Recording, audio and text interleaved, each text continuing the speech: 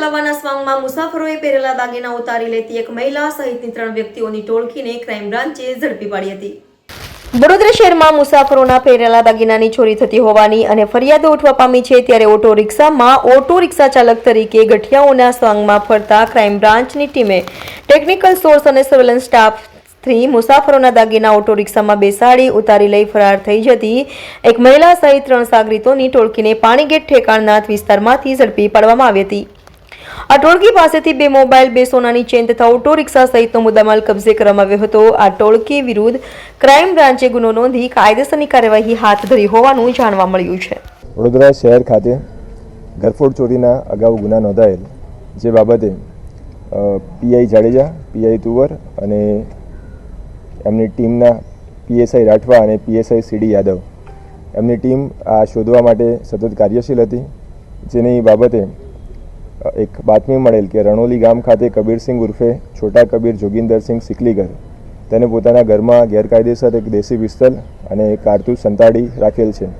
જે બાબતે પૂછપરછ કરતા છોટા કબીર જોગિંદર સિકલીગરે તેના ઘરે તપાસ કરતા અને તેના ઘરેથી એક કારતૂસ મળી આવેલ, જેમાં દેશી હાથ બનાવટનું અગ્નિશસ્ત્ર, એક મેગઝીન, 7 જીવતા કારતૂસ મળી આવેલ। એની સાથે સાથે તેના ઘરેથી સોના જેવી પીળી ધાતુની 3 બુટ્ટી, એક વીંટી, એક નથણી અને બીજી ચાંદીની ધાતુની જ્વેલરી મળી આવેલ। જે બાબતે અને આની સાથે વધુ તપાસમાં દશરથ ગામ ખાતે એક ઇકો ગાડીની પણ તેને ચોરી કરેલ અને તેને એક ચોરીના કામમાં ઉપયોગ કરીને તે જગ્યાએ સંતાડી રાખી, તે જગ્યાએ મૂકી દીધેલ। તો આ ત્રણેય બાબતેની જાણકારી મળે। જે બાબતે ઘરફોડ ચોરીનો ગુનો ગોત્રી ખાતે 6/12ના રોજ દાખલ થયેલ, સમામાં ઇકો ચોરીનો ગુનો 15/12 દાખલ થયેલ અને આર્મ્સ એક્ટનો ગુનો જવાહરનગર પોલીસ સ્ટેશન ખાતે દાખલ કરવામાં આવેલ છે।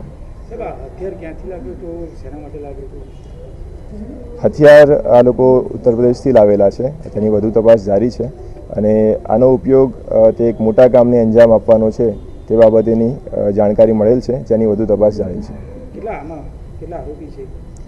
આર્મ્સ એક્ટ લાવવામાં તેની મદદગારીમાં એક ચંદન દયાશંકર રાજપૂત સામેલ છે તેવી પ્રાથમિક તપાસમાં જણાઈ આવેલ છે।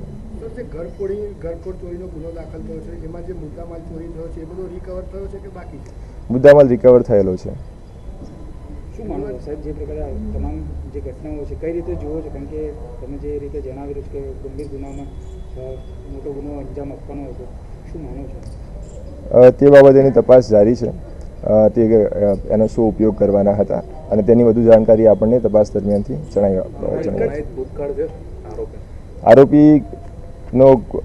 આરોપી અગાઉ 18 ગુના નોંધાયેલ છે, જેમાં ચેઇન સ્નેચિંગ, ઘરફોડ, વાહન ચોરી, મારામારી તેમજ અગાઉ 3 વાર પાસા હેઠળની કાર્યવાહી કરવામાં આવેલ છે।